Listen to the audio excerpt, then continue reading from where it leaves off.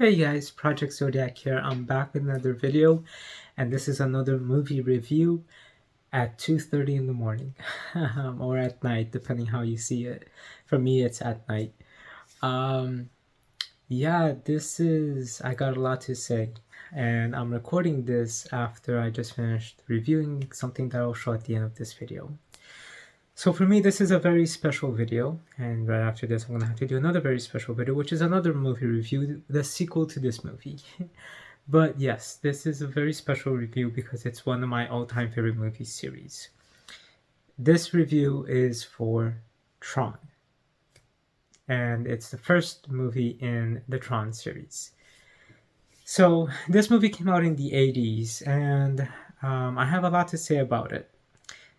I love the Tron series in general. I love it so much. And I'll say this, Tron Legacy is my favorite.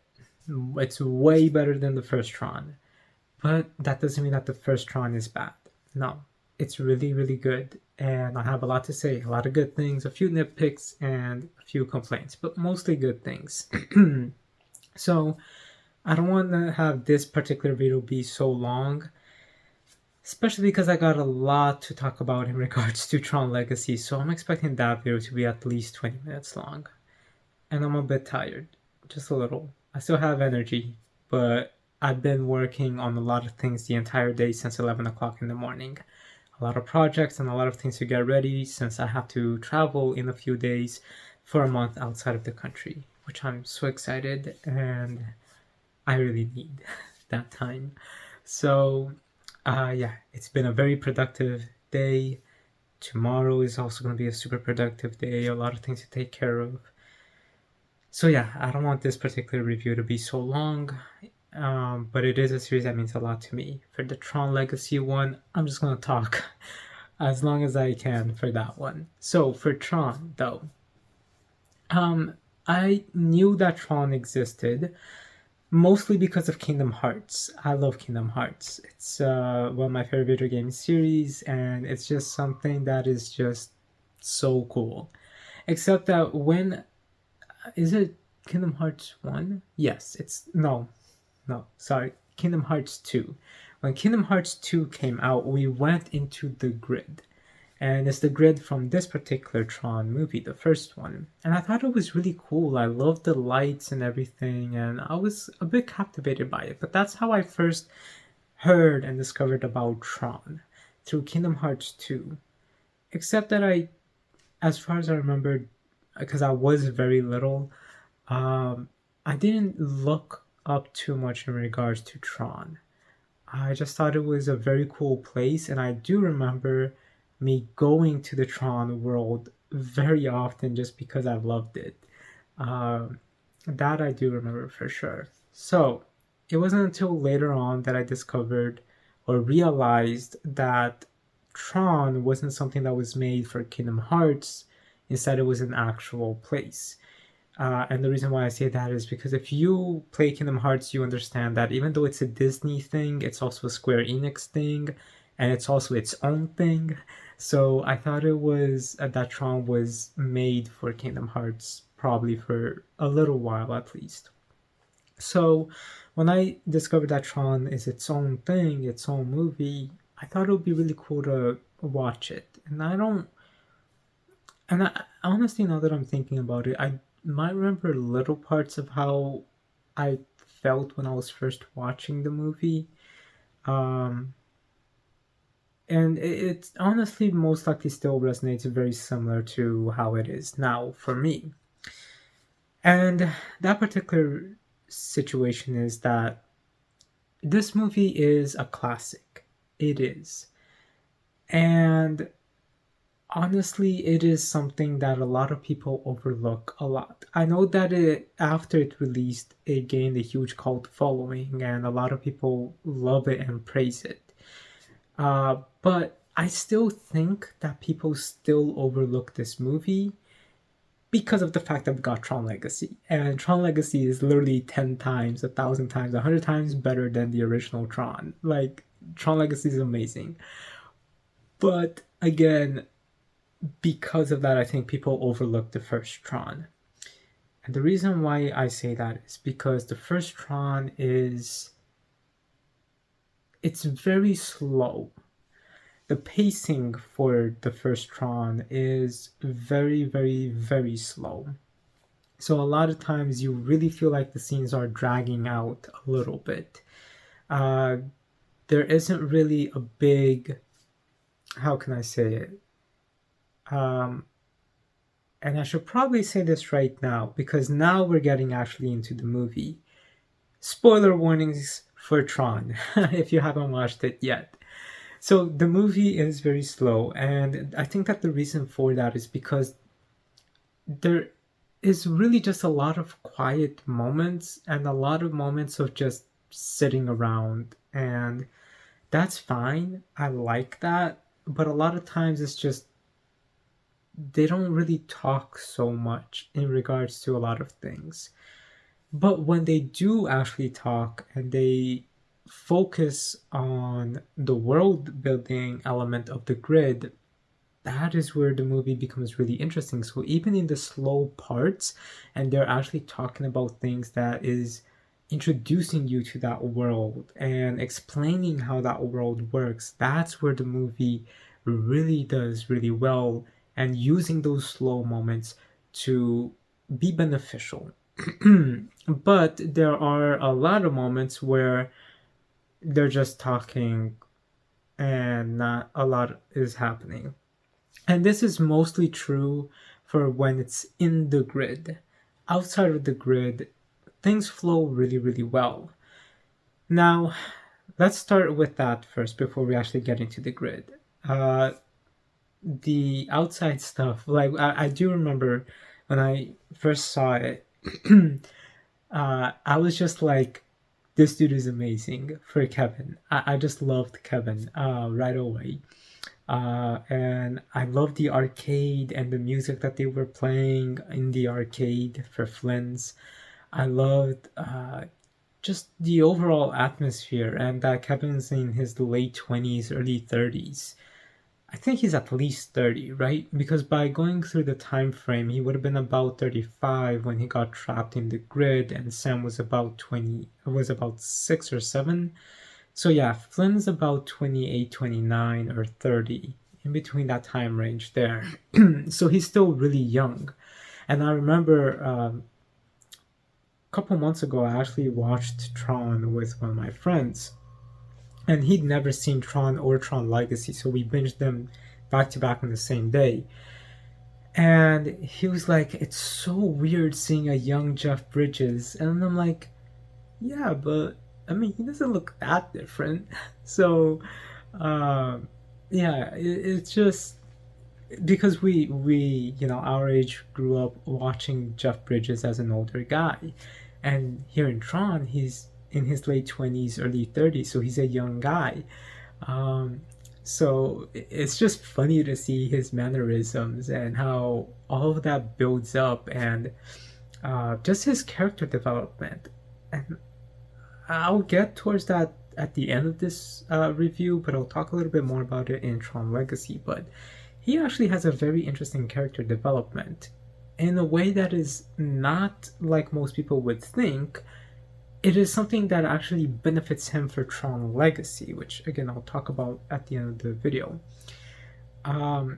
But yeah, so all of the characters are pretty enjoyable overall, and honestly, the main theme of the movie, it's way ahead of its time. This was in the early 80s, I think 1982. I could be wrong with that. So barely the 80s, and they're already talking about AI. They're talking about you know, like how can I say it? I'm sorry, I'm tired a little bit, like I said. So it's been a long day. They talk about cyber warfare.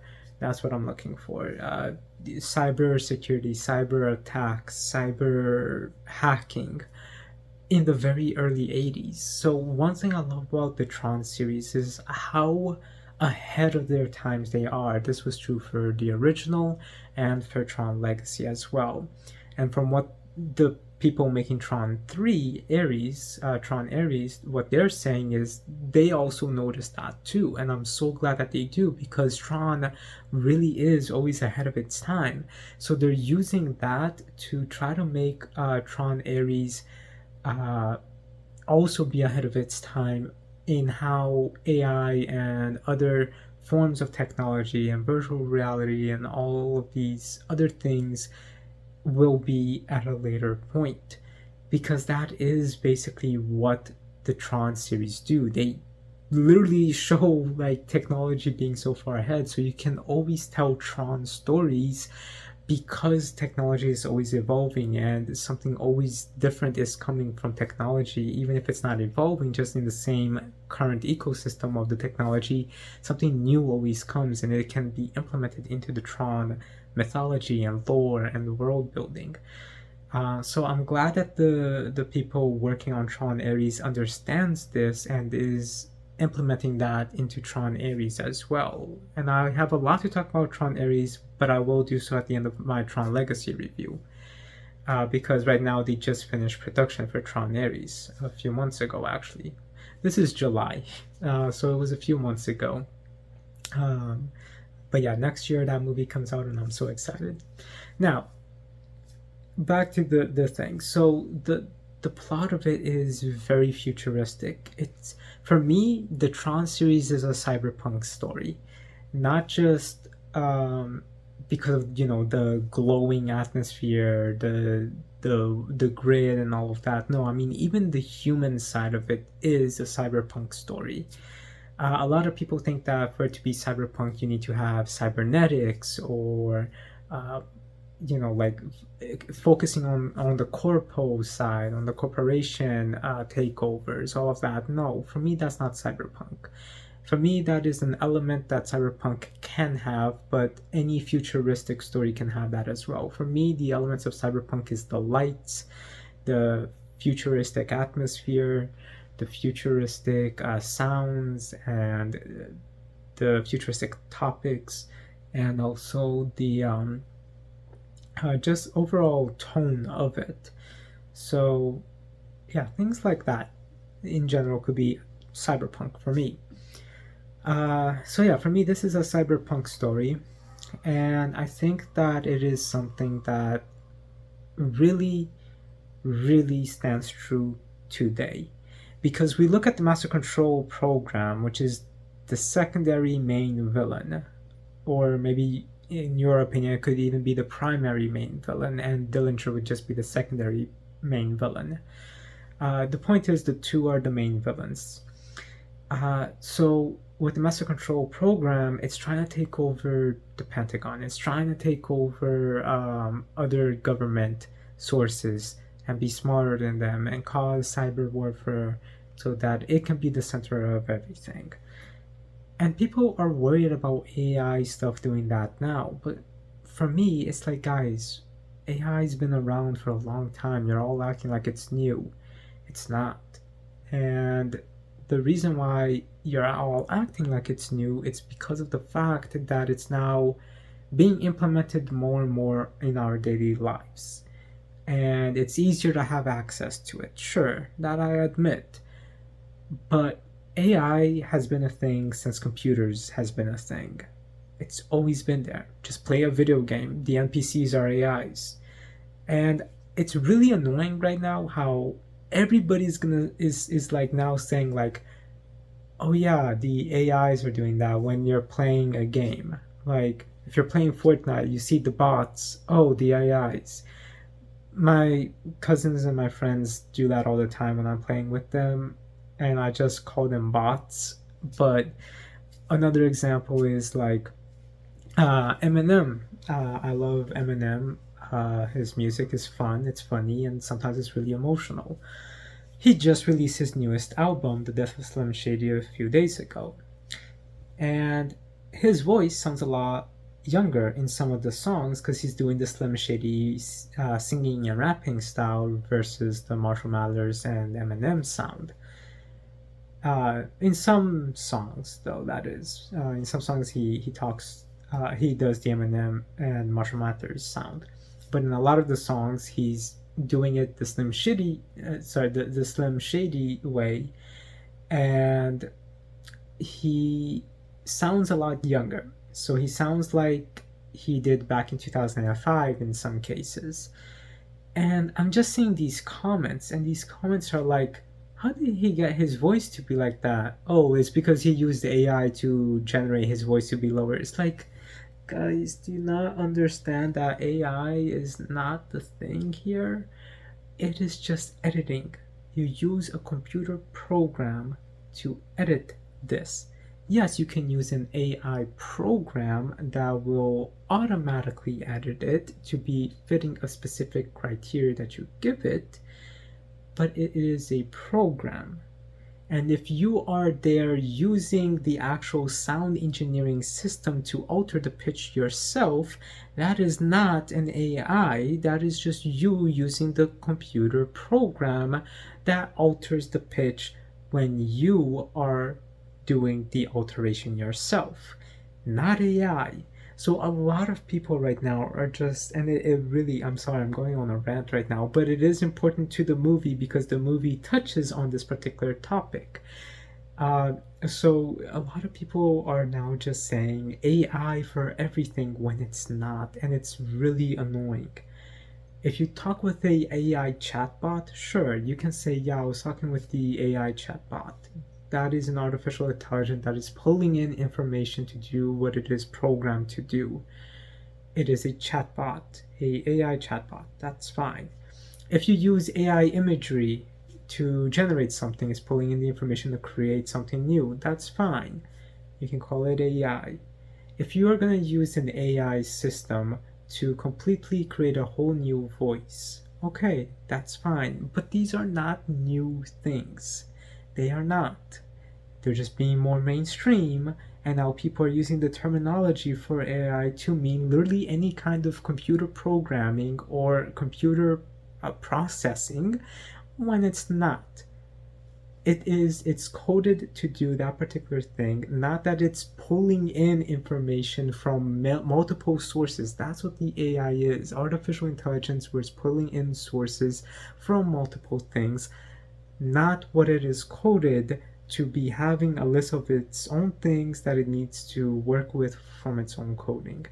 Point is, that connects with the master control program from Tron, because that is an AI. It is pulling in information and hacking into the databases of multiple governments in the movie in order to be very powerful. And that is something that people nowadays are worried in regards to AI, because anyone can use an AI program so that that AI program can be coded in order for it to be able to pull in information and learn and teach itself to hack into other systems. That is what people are worried about. Me and my cousins often joke about this, where they are saying, dude, if in the next few years, if it's not aliens that's gonna be appearing on Earth and changing Earth, it's gonna be AIs taking over the world. And I'm like, yeah, but in one, we can't really do much about in regards to the aliens, and the other is just a computer program that you can literally just hit the off button, just turn it off.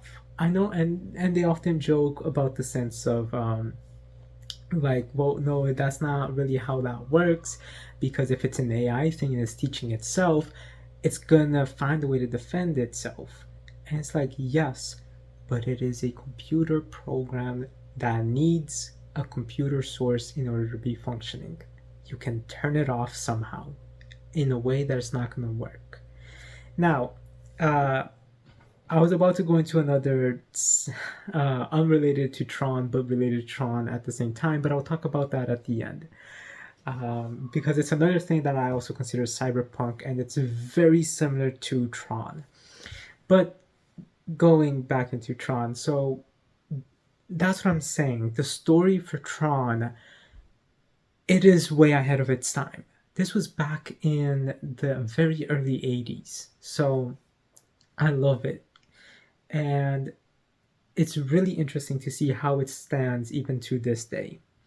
Now, in terms of the plot inside of the movie, inside of the grid, that is also something that I loved because it implements technology and video game and art all together. And it creates a really unique atmosphere because you have all these video games that people compete in, and it's just done really, really well. It's like sports games. Sorry, it's like sport games, but they're deadly. And it's sad. It's almost like it's a slavery thing. And then you have this whole element of people trying to start an uprising, a rebellion, and fight against the master control program. And all of this is taking place in a central hub. Now, one thing that I think that this movie needed to do a little bit better, and Tron Legacy also has this issue, is where I think that this particular movie needed to explain a little bit more that that is not the entire, it's not like a digital whole world. It's a section that is only inside of Encom. Like it is Encom's system that the grid in this movie is. It's not the grid of the entire world and the internet and everything like that. Because that's how I always used to see it until a few rewatches. I realized there's like, oh, it's based just on the income system and not the actual internet and world connected system. Makes sense, but also doesn't. So it definitely gives it a much smaller scope, and it's also really interesting in that aspect. Now, in regards to the way that the games work and everything, it's just so cool that like you got the Tron, the disc battles, which I still find hilarious that they're just frisbees, and then you got that like tossing game, which was pretty cool, and then you got probably the most fun one in this particular movie, which is the light cycle run, and that was really, really cool. So now that we're talking about the grid, let's address the biggest thing, the CGI and the art direction that this movie went in, because honestly this movie is a work of art. It was probably the first movie to use basically everything for CGI, or sorry, basically use CGI for basically everything. Basically everything, not everything, just basically everything once you are inside of the grid. So the movie does a fantastic job in showing you the real world and then really making you feel like you are in a digital world. And honestly, this is something that it does a little bit better than Tron Legacy, because it really does make the two worlds seem different, very, very different. Whereas one just seems like you were just shot into the future and it's way more cyberpunk. This one seems like it's a cyberpunk thing, but you're literally inside of a computer because everything is polygons. And I love that. It's such a huge charm to it where everything is just a polygon, and the color scheme, and it's just like a clay polygon, and it's cute in terms of the CGI, and I love it.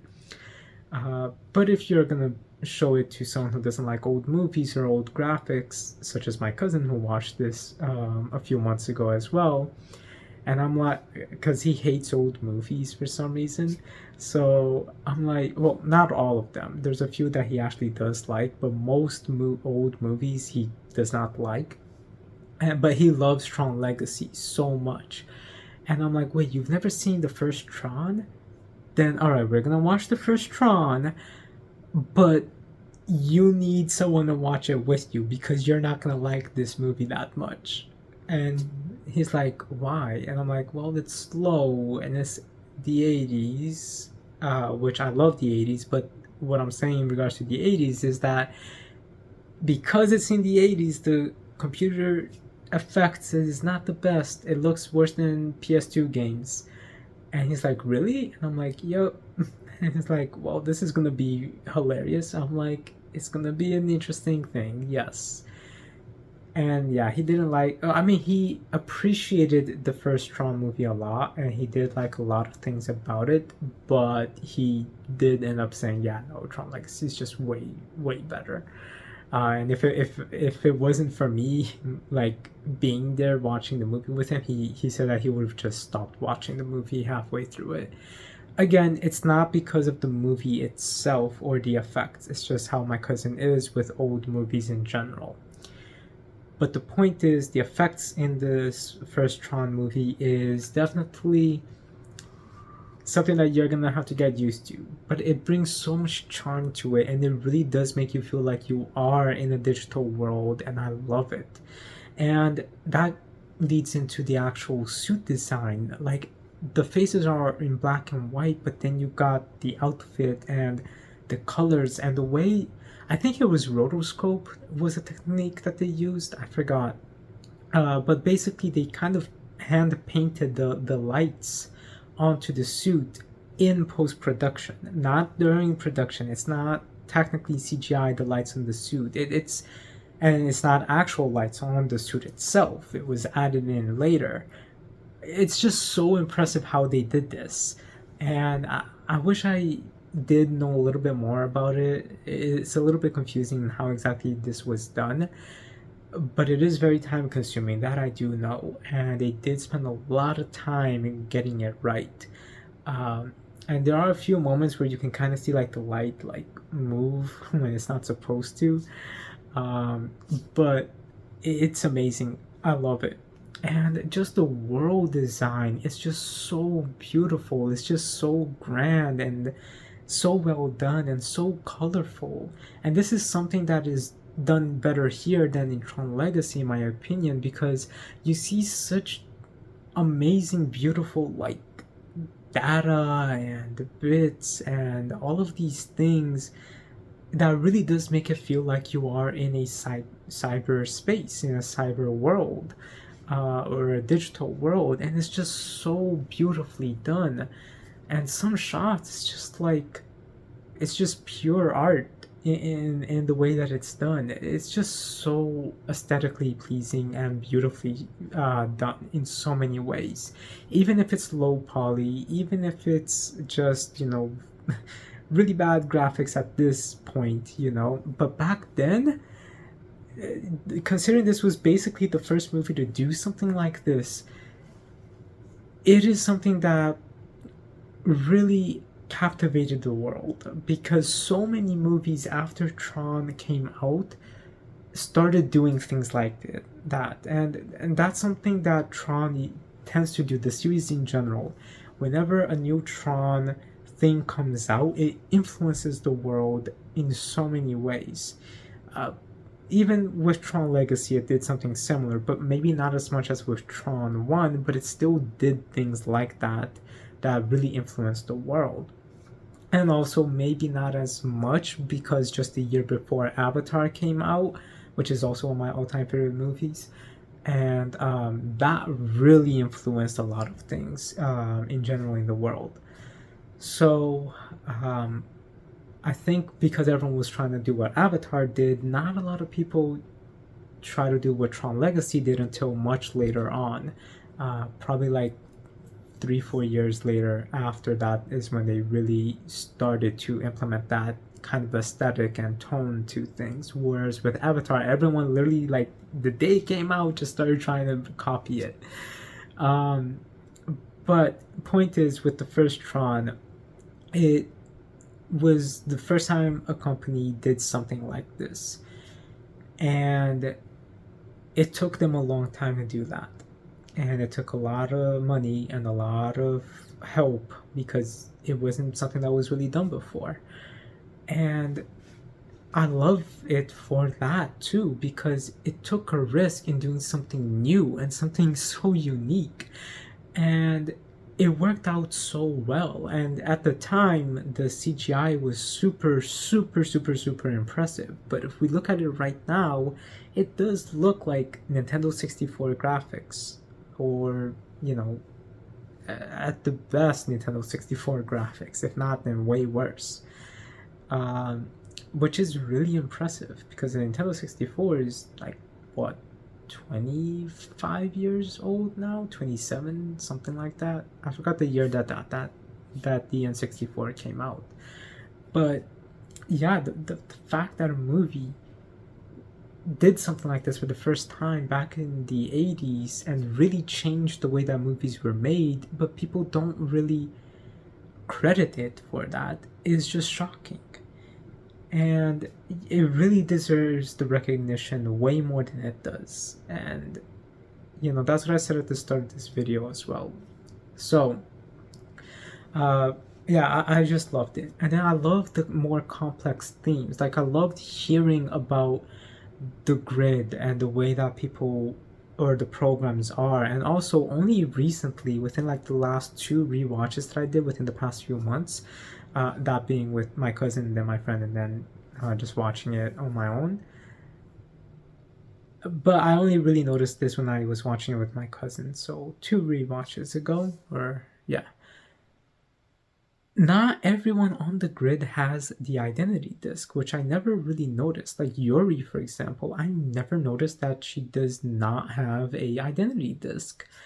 And it makes sense. But then you get to Tron Legacy and everyone has an identity disc. But we'll get to that.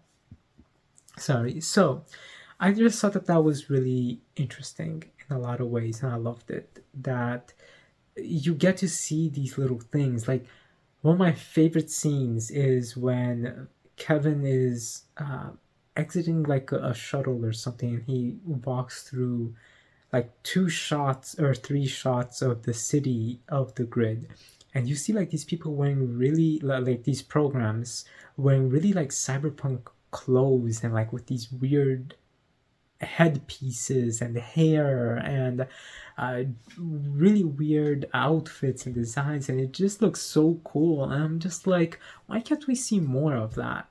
And that is really the biggest complaint that I have in regards to this movie and the other one, is that we don't really get to see a lot of the world itself. We just pass through it and we just see little glimpses of it, and then the extended media really shows us the world, such as Tron Uprising, Betrayal, Evolution, and Identity, which at the time of recording of this particular review, I have already recorded those reviews as well. I'll be uploading them in the next few days or the next few weeks.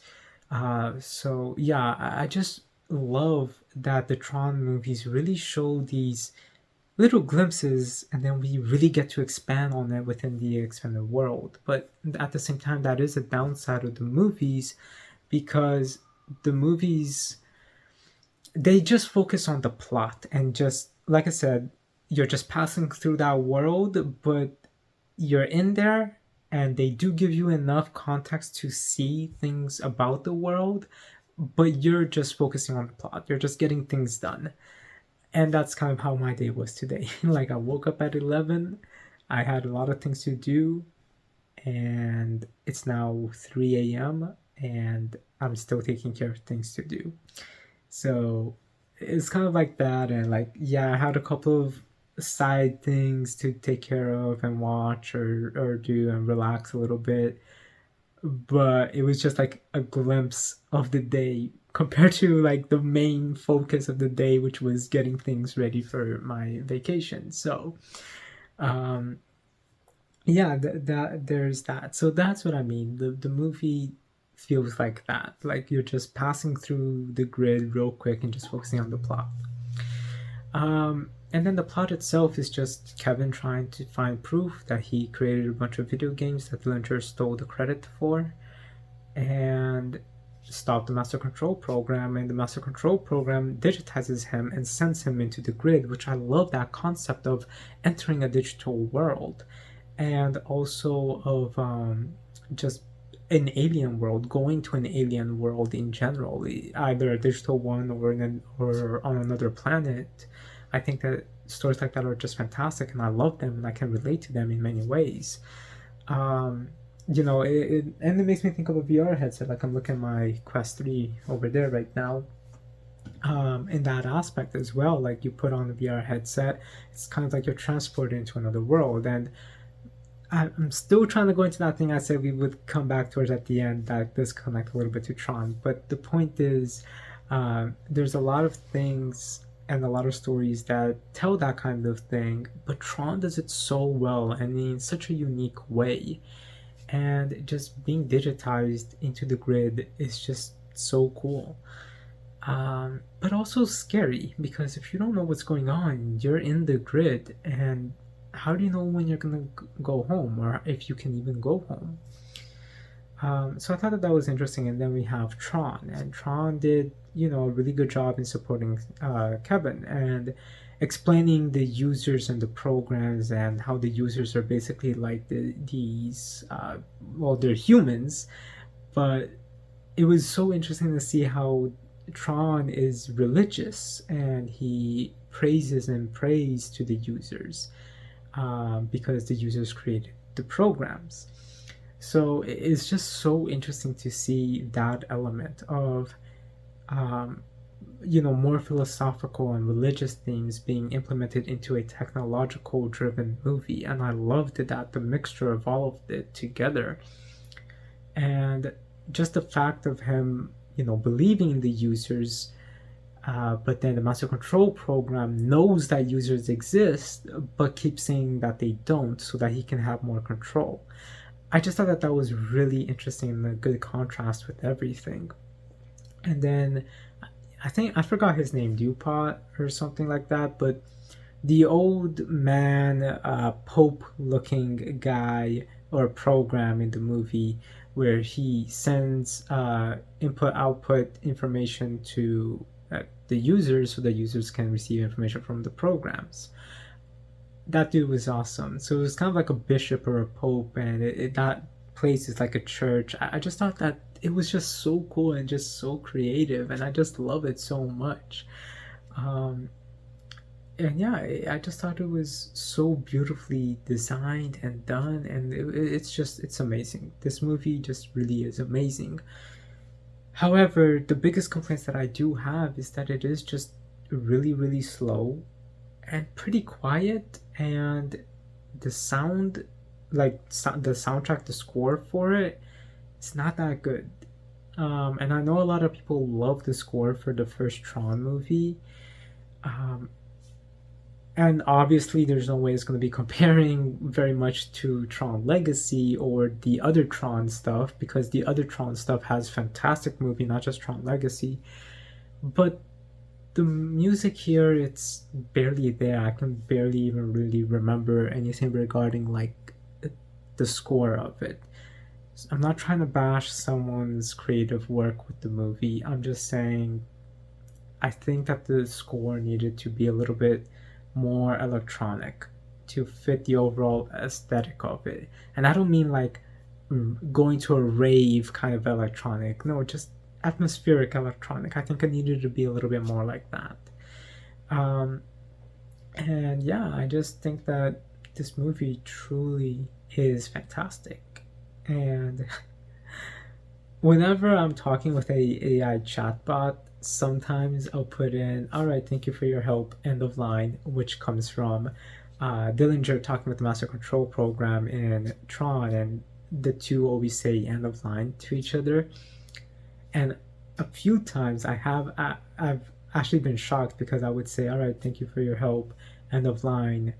Usually the AI chatbot would say, no problem, we can always help whenever. But there has been a few times where the AI chatbot actually has said, oh, no problem, very glad to be of assistance, end of line. And I'm just like, am I talking with the master control program right now? So yeah, it was just, a little rant. And then the thing that I wanted to talk about is this movie is very similar to a show that was released many years after it, and also a movie released many years after it. And that movie would be The Matrix, which my older brother loves The Matrix, and the concepts and everything regarding it. Honestly, I really don't like The Matrix that much. It just feels weird. And not weird because it's like, oh, it's so different. No, I just mean like, I don't know. There's just something I don't like about it.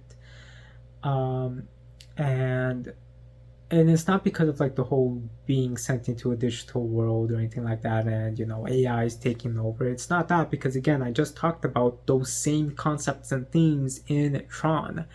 I just think it's really the way it's all designed. I think, I don't know, I just don't really like the Matrix that much. However, I will say, I think it's the second one I like a decent bit, and I know people are gonna hate me for this one, but the newest one, the fourth Matrix movie, I actually did enjoy that one a lot.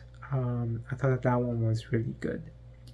But anyway, going on to the next thing, the show that I'm trying to talk about, which I prefer way over The Matrix, and I love this show a lot.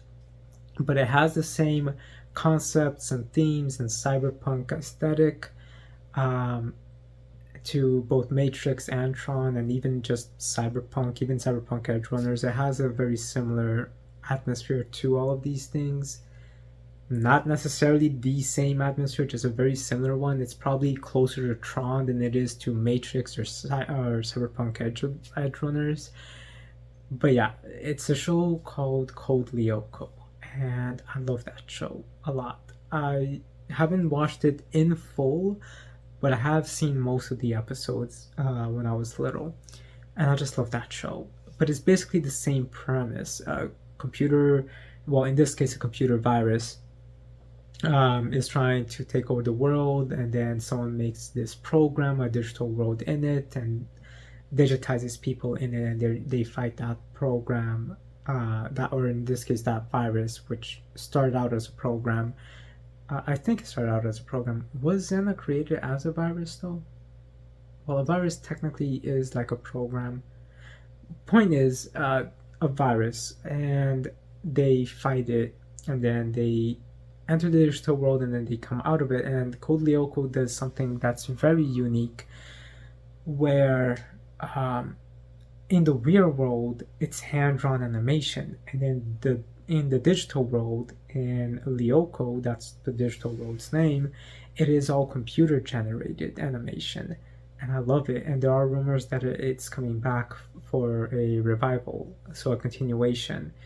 Right now, they did have a continuation a few years ago, or like almost 10 years ago at this point. It was a live action one, and I love it.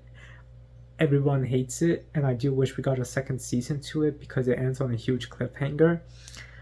But yeah, once, from what the creators of the show are saying, because they're involved in this potential revival, it seems like if this revival does get actually made, and it seems like it is, since the people that made the intro for the show has already released a new song related to Code Lyoko as well, it does seem like maybe a new season is coming. And if it is, then that's going to make Code Lyoko Evolution, the live action show, not canon, according to what the creators are saying. But at the moment, Evolution is still canon.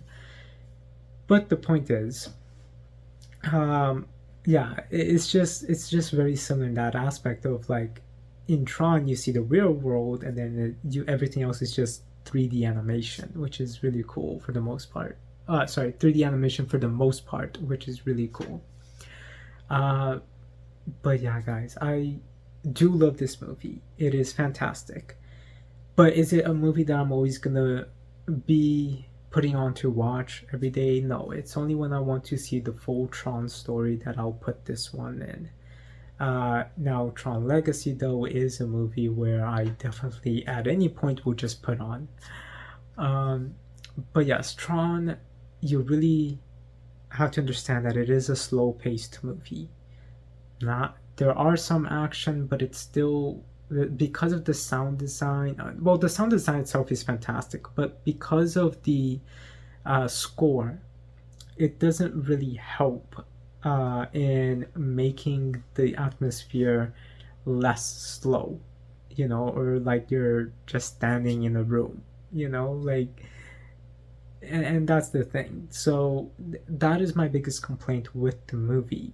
It is that it can be a very slow movie, because not a lot happens. They're just mostly walking from place to place and talking, and then every now and then have an action. So you do need to keep that in mind. But everything else, though, I love the movie so much. It's super creative. The characters are fantastic. Um, and it's just really ahead of its time. And it really did influence the world after it released. And honestly, it's so sad that it took Disney almost 30 years to make Tron Legacy, and now almost 15 years for Tron Ares.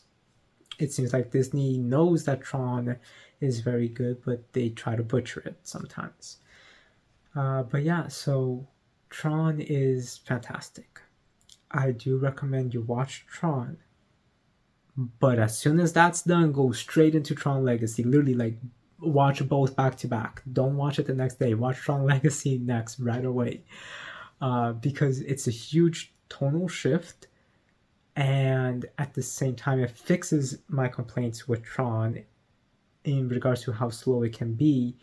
With it's because of the music element of it, and just the story itself. Both of the stories are complex in their own ways, but Tron Legacy makes it more complex. And this is the last thing that I need to say in regards to the first Tron movie, which I completely forgot that I said I was going to get back to, and that is Kevin's character development.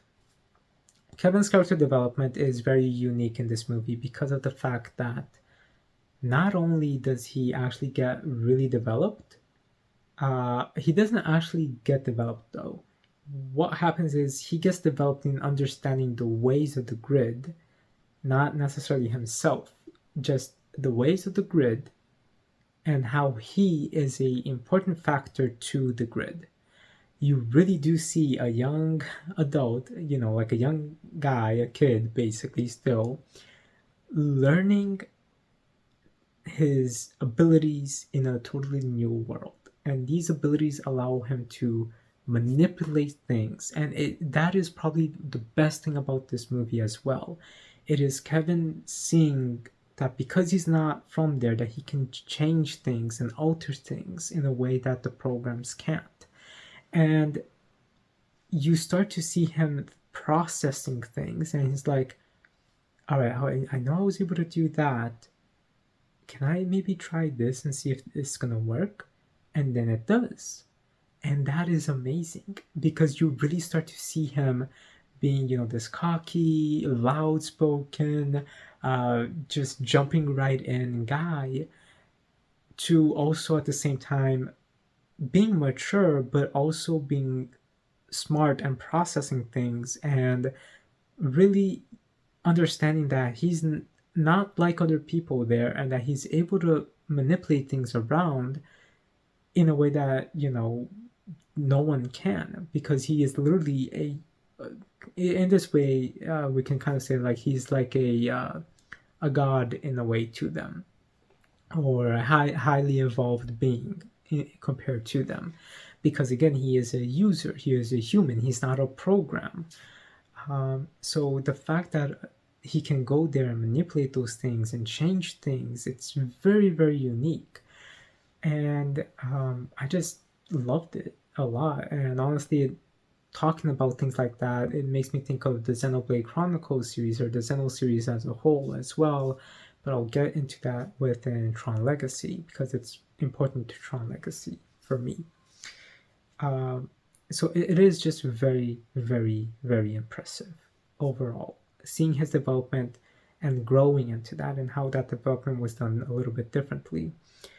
And then we see how he is in Tron Legacy. And yeah, in the first movie, we see how he was just very jumping ahead. But when he's in the grid, he starts to become more aware and understand things about the world a lot more. That basically puts into perspective a lot of things when he comes out of the grid at the end. And that helps him mature a lot. And when we see him in Tron Legacy, he is way more mature. He's meditating a lot. Sorry, he is very focused. He's more spiritual. So you can tell that he has received faith after, actually being able to do supernatural things in there.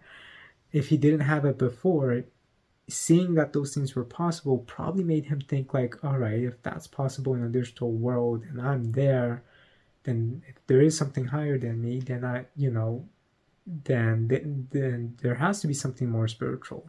And that's the way I think about it in regards to his character development, because in Tron Legacy, he does talk a lot about Zen and finding balance and meditating and all of these things. So it is very, very interesting in that aspect. And you get to see that development here.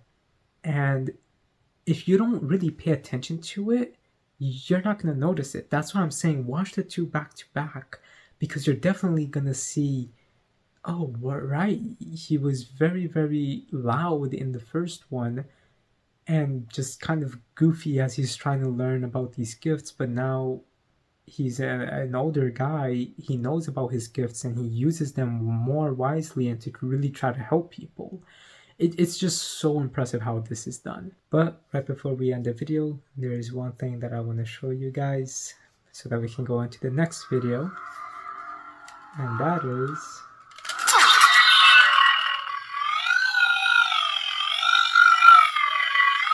So I'll see you guys on my review for Tron Legacy, and I have a video coming up for this.